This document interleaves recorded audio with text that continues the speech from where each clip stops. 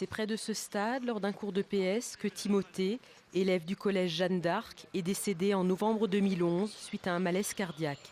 Marie-Pierre, sa mère, se mobilise alors et fonde une association pour sensibiliser aux problèmes des malformations et des malaises cardiaques, ainsi qu'à leur prise en charge.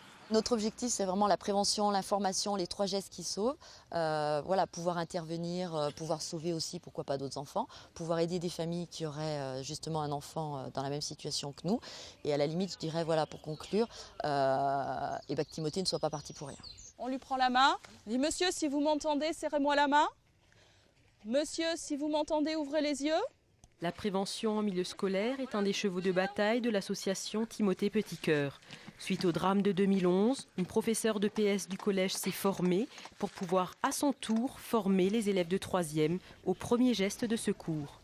Voilà, tu l'ouvres, voilà, tu sors le défibrillateur, tu sors les électrodes, voilà, tu le branches.